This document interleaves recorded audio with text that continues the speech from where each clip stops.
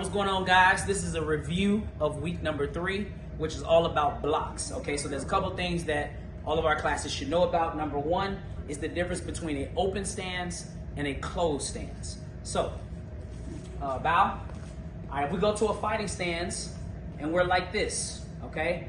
Notice that he can kick a roundhouse and do everything to the front of my body. And if I was to stand in front of him, my chest touches his chest. That is called an open stance.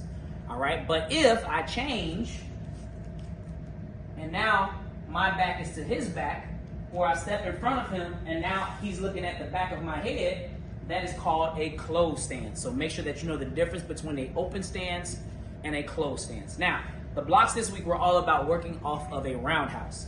So we're gonna go to the open stance first. All right, he's gonna throw a roundhouse. Notice what happens, okay? Number 1, my bottom hand locks out and it goes straight and it pushes to the front of my body. It is not close to my stomach, it is away from my stomach. Number 2, the hand that is up top, which is even with my forehead, I push that same hand out to the side so that I am behind the wall like so. It should not be here, it should be in front of the body over here. One more time, roundhouse, boom. As long as you have your wall up, the foot will never make it through. Okay? Same thing on the closed stance side. Because I am in a closed stance, I don't have to worry about my stomach on a roundhouse, so I don't need to use the bottom hand. It just stays in position ready to attack, but my front hand does the work. Goes behind my head, and I push that same hand out and make sure that my head is tucked away behind my block. So I don't just put it up, because if he kicks, I get hit. I need to put it up, and I need to put it out, kick.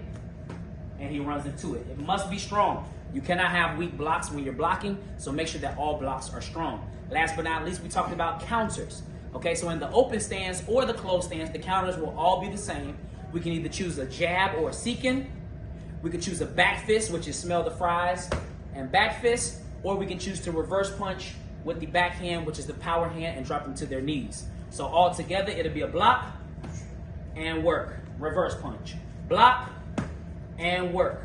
Back fist. Block and work. Seeking. And I may put both together, block and do both.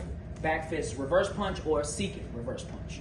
Same thing with the closed stance, opposite side, block and then work.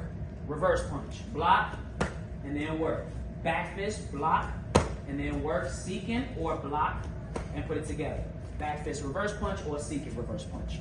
All right, so make sure you practice all of those things. Get it tight. The next time is going to be even liver rounds being thrown at your head. We're going to put some more sauce on them kicks that we was throwing at y'all today. So make sure that you're prepared the next time we come back around to this week.